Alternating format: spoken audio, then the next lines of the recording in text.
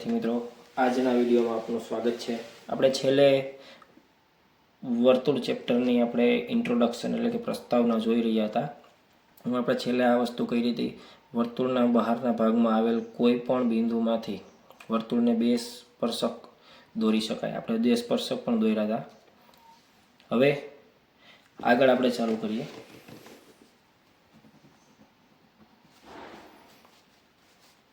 આ બધી થિયરીઓ છે, થિયરી આપણે યાદ રાખવાની હોય છે, સમજવાની હોય છે। જો થિયરી આવડે તો જ આપણને આગળ દાખલા આવડશે। જેમાં છેદિકાને અનુરૂપ જીવામાં બે અંત્ય બિંદુઓ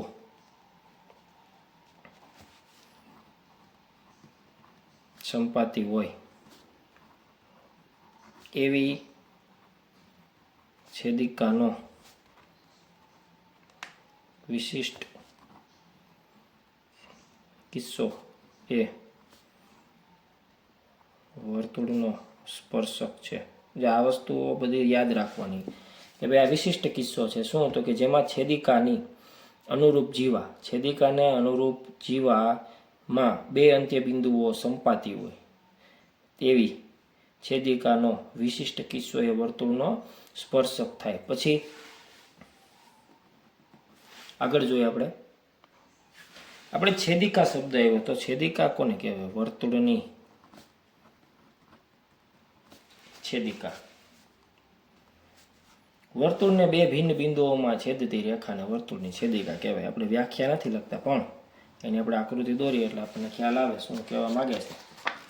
શું તો કે વર્તુળની કોઈ છેદિકા હોય, આમાંથી નીકળતી હોય બે ભિન્ન બિંદુઓમાં છેદે વર્તુળને। આ વર્તુળનું કેન્દ્ર હોય O, આ A, આ B, અને આ છેદિકા કોણ તો કે PQ।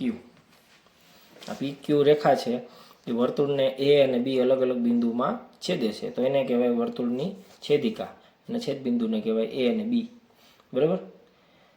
પછી એક પ્રમેય આવે છે, પ્રમેય 10.1। આ ચેપ્ટરમાંથી આપણે એક પ્રમેય 100% હોય જ છે, 3 માર્ક્સમાં પ્રમેય પૂછાય છે। પહેલો પ્રમેય શું છે? 10.1। આપણે બધા પ્રમેયને આપણે વિસ્તૃત સાબિતી સાથે ભણવાના છે। અત્યારે આપણે ખાલી એના વિધાન લખી લઈએ। વર્તુળના કોઈ બિંદુ એ દોરેલ સ્પર્શ બિંદુ માંથી પસાર થતી ત્રિજ્યાને લંબ હોય છે। આ શું કહેવા માંગે છે? તો કે જો આવી રીતે કોઈ એક વર્તુળ છે, એમાંથી હું કોઈ એક સ્પર્શક આમ દોરું છું, તો આ સ્પર્શકના સ્પર્શ બિંદુમાંથી પસાર થતી ત્રિજ્યા બરાબર, એ સ્પર્શક હારે લંબ હોય। આ એ કહેવા માંગે છે કે ભાઈ કોઈ એક સ્પર્શક છે, એનું કોઈ એક બિંદુ છે, એ બિંદુમાંથી વર્તુળની ત્રિજ્યા પસાર થતી હોય, અહીં આપણે નામ દીધી P, બરાબર। તો આ P બિંદુમાંથી આ ત્રિજ્યા પસાર થાય તો એ ત્રિજ્યા અને જે સ્પર્શક એ બે વચ્ચેનો જે ખૂણો બને છે, એ ખૂણો કેવો હોય? લંબ હોય। પછી સ્પર્શકની લંબાઈ આપણે આગળ આવે છે। સ્પર્શકની લંબાઈ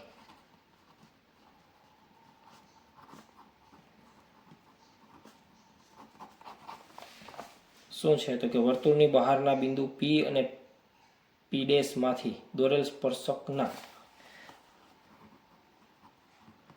વર્તુળની બહારના બિંદુ P અને P' માંથી અથવા તો Q માંથી દોરેલ સ્પર્શકના વર્તુળ સાથેના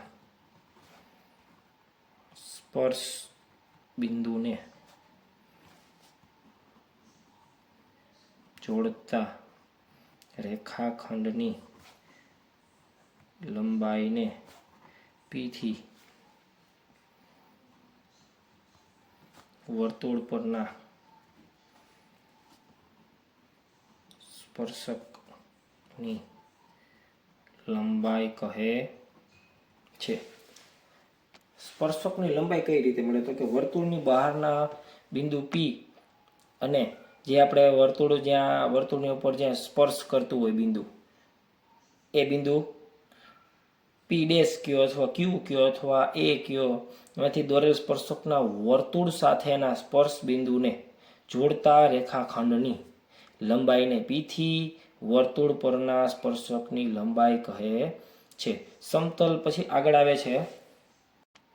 પછી એક આપણે ગણિતશાસ્ત્રીનું નામ યાદ રાખવાનું છે. સમતલના વર્તુળ વિશેનો સૌ પ્રથમ અભિગમ રેને દકાર્તે ભાઈ નામના ગણિત શાસ્ત્રીએ આપ્યો હતો. પછી આગળ એક બીજો પ્રમેય આવે છે 10.2. જો આ પ્રમેયનો ઉપયોગ આપણે દાખલામાં કરવાનો છે, એટલે આપણે અત્યારે ખાલી પ્રમેયના વિધાન એટલે કે પક્ષ લખી લઈ. મેન વિધાન શું છે, પક્ષ નહીં પણ મેન વિધાન શું કહેવા માંગે છે, શું સાબિત કરવાનું આવશે આપણે. તો એક પેલું આપણે જોઈ લીધું, સ્પર્શક છે અને ત્રિજ્યા બેને વચ્ચેનો ખૂણો હોય, કેટલાનો હોય તો કે 90નો હોય. પછી બીજું શું છે તો કે વર્તુળની બહારના બિંદુ માંથી દોરેલા સ્પર્શકોની લંબાઈ સમાન હોય. સ્પર્શકની લંબાઈ સમાન એટલે વર્તુળની બહાર કોઈ એક બિંદુ છે, એમાંથી મેં એક સ્પર્શક આ દોર્યો છે, એક સ્પર્શક આ દોર્યો છે, તો આ બે સ્પર્શક એટલે કે આ એ, આ બી અને પી, આપણે જે સ્પર્શકની લંબાઈની વાત કરી શું છે તો કે આ એ પી સ્પર્શકની લંબાઈ કહેવાય, બી ને પી એને સ્પર્શકની લંબાઈ કહેવાય. તો આ બે સ્પર્શકની લંબાઈ કેવી હોય? સમાન હોય. એક જ બિંદુમાંથી દોરેલા વર્તુળના સ્પર્શકની લંબાઈ કેવી હોય? સમાન હોય. પછી આગળ એક શબ્દ આવશે સમકેન્દ્રીય વર્તુળ. સમકેન્દ્રીય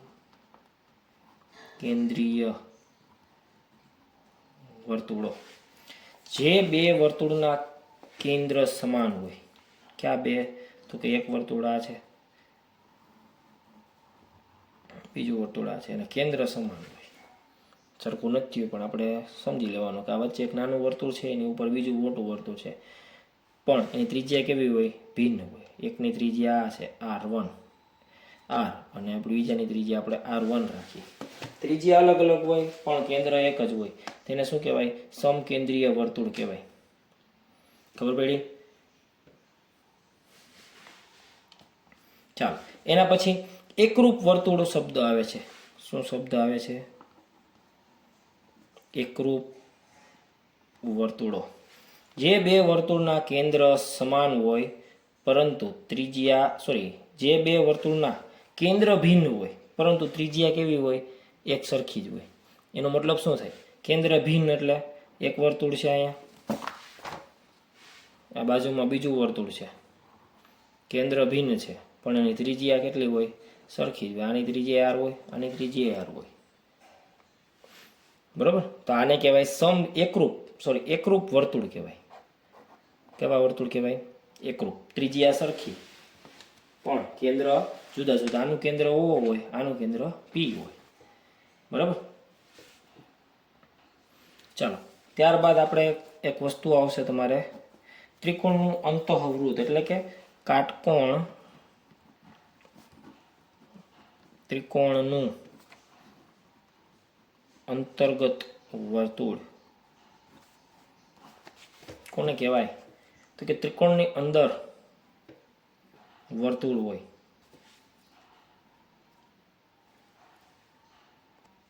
કેવું હોય? તો કે એક વર્તુળ દોરવાનું આપણે. હવે અહીંથી એક આમ જોઈ લેવાની, અહીંથી આમ જોઈ લેવાની, અહીંથી અહીં જોઈડી નથી આપણે અડાડી દેવાની છે. આ રીતે કોઈ વર્તુળ હોય ત્રિકોણની ત્રણેય બાજુઓને સ્પર્શતું હોય, એને શું કહેવાય? ત્રિકોણનું અંતઃવૃત્ત. બરાબર? તો આની અંદરથી પ્રશ્ન શું પૂછાય? તો કે આ આપણે સાદો ત્રિકોણ દોર્યો છે, આપણે પૂછાય છે કાટકોણ ત્રિકોણ. કાટકોણ ત્રિકોણનો પ્રશ્ન શું પૂછાય છે?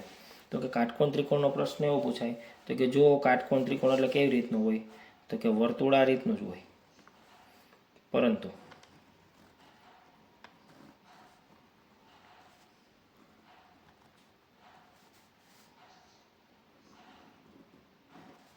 જો આ રીતે આ 90નો ખૂણો હોય. આ કાટકોણ ત્રિકોણનો પ્રશ્ન આપણને પૂછાય છે કે ભાઈ ABC કાટકોણ ત્રિકોણ ABCમાં જો ખૂણો B કાટખૂણો હોય. આ સાદા ત્રિકોણનો પ્રશ્ન એક આવશે, બરાબર, પણ આવા ત્રિકોણ આવશે તેનો પ્રશ્ન માટેનું સૂત્ર છે હોય તો ત્રિકોણ ABCની અંતઃ ત્રિજ્યા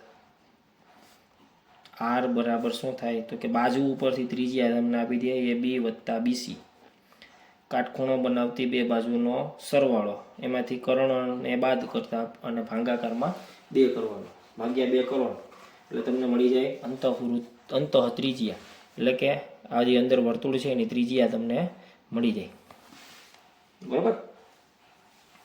પછી ચતુષ્કોણનું એવું કંઈક આવે છે, ચતુષ્કોણનું અંતઃ વર્તુળ. ચતુષ્કોણની ચારેય બાજુઓને સ્પર્શતા વર્તુળને ચતુષ્કોણનું અંતઃ વર્તુળ કહેવાય. વર્તુળ જ હોય પણ એ ચતુષ્કોણને અડતું હોય.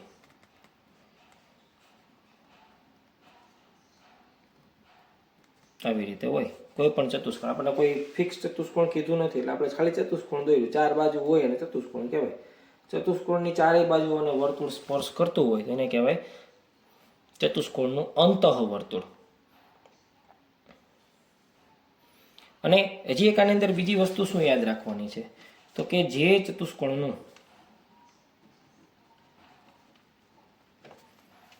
અંતઃ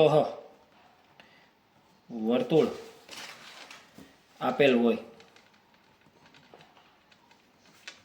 તે ચતુષ્કોણની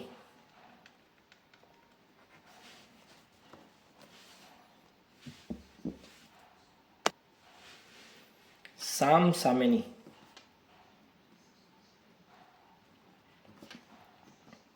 બાજુઓના માપનો સરવાળો સરખો થાય. મતલબ AB વત્તા CD જો આવું હોય ABC D તો AB વત્તા CD બરાબર BC વત્તા AD થાય. જો આના ઉપરથી આપણને કોઈ બાજુ એક ઘટતી હોય તો એ મળી જાય. તમને કીધું હોય કે ભાઈ અંતઃ વર્તુળ છે, ચતુષ્કોણમાં અંતઃ વર્તુળ છે અને એમાં 3 બાજુ આપી દીધી હોય તો ચોથી બાજુ તમને આના ઉપરથી મળી જાય. પછી ચક્રીય ચતુષ્કોણ આવે છે.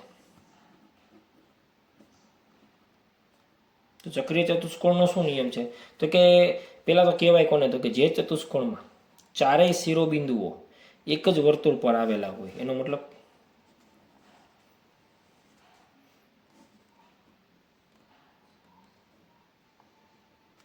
આ રીતે ચારેય શિરોબિંદુઓ ક્યાં છે એક જ વર્તુળ પર છે. જો આ ABCD તો એમાં શું ઉપયોગ કરવાનો છે આપણે તો કે ચક્રીય ચતુષ્કોણમાં આવી રીતે કોઈ પણ હોય તેમાં સામસામેના ખૂણા કેવા હોય પૂરક હોય. સામસામેના ખૂણા કેવા હોય પૂરક હોય. એનો મતલબ ખૂણો A વત્તા ખૂણો C બરાબર 180, ખૂણો B વત્તા ખૂણો D બરાબર 180. હવે આગળ આવશે એક વસ્તુ આપણે યાદ રાખવાની છે કે ભાઈ અર્ધવર્તુળમાં અંતર્ગત ખૂણો કાટખૂણો હોય. આપણે એ જૂનું ભણી ગયા છે.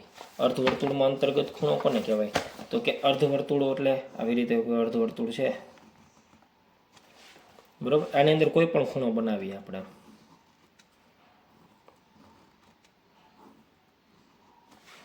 રેડી.